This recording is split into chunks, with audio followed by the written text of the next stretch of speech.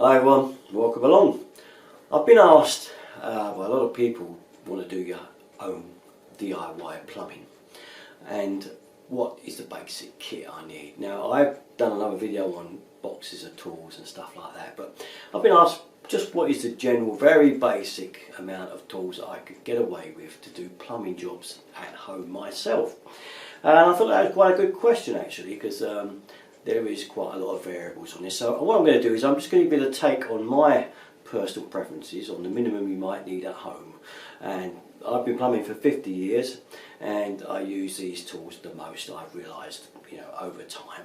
So I'm going to pass this knowledge on to you. Now I know other plumbers, other people may have different experiences in tools that they prefer, but this is my personal take on it. I'm going to show you the tools in a minute, and what I'm going to do is take you over a few episodes, so it covers a few videos of why these tools are in the order of importance that I've laid them out at.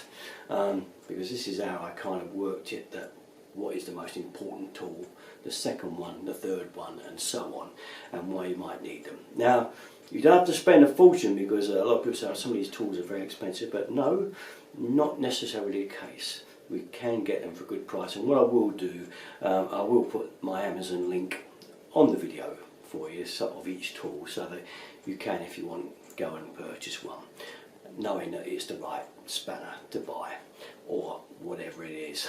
Now, I'm guessing you've all got just a basic hammer, screwdriver, pliers, that type of thing at home. So I'm not including any of those type of things, because generally most people have got those kind of tools.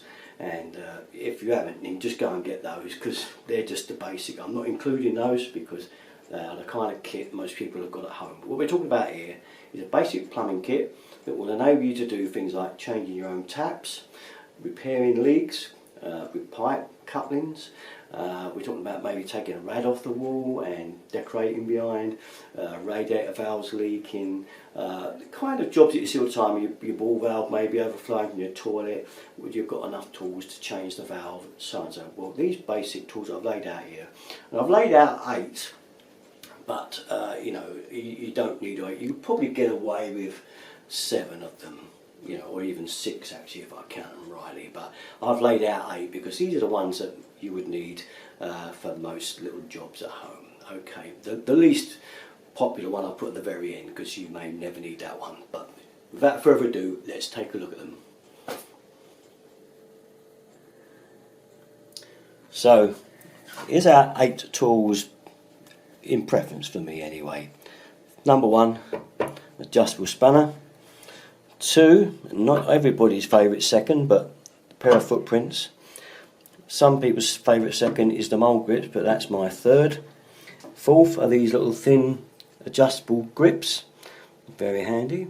And then 5th we got here, I'll put them together because a saw is very, very cheap and the cutter's a little bit dearer, but you may never use this too often, whereas a junior hacksaw you could use for numerous other jobs. Okay, next, the basin spanner. Absolute master, really. That could have been further down the line, but I think in order that's where it is if you want to change taps or anything like that. Again, on the tap changing scenario, the next one in line is these. These are to undo monoblock mixer taps, and it's the only way you'll get them out under the sink.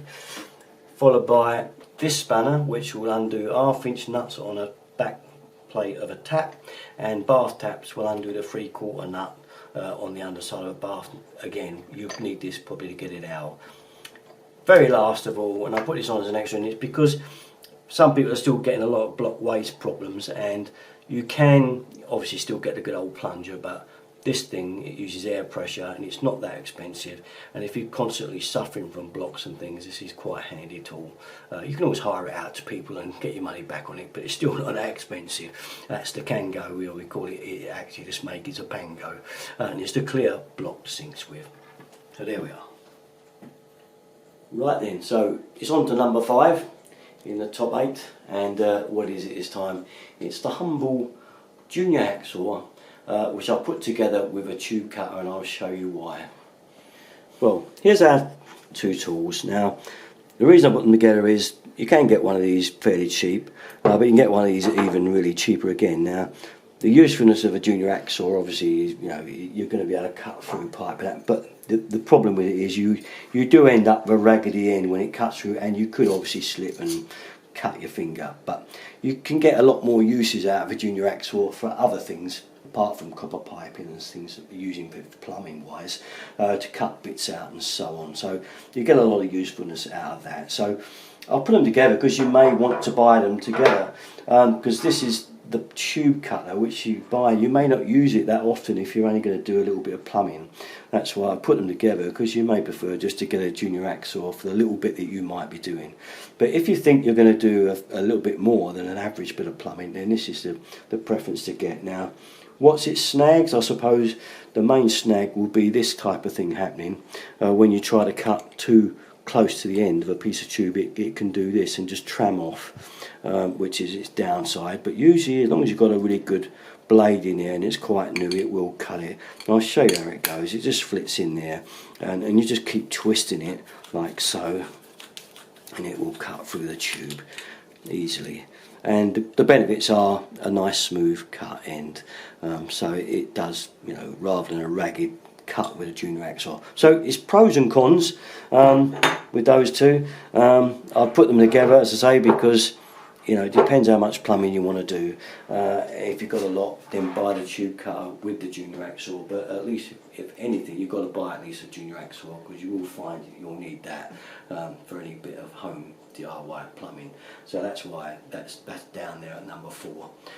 So recommended, get both if you can.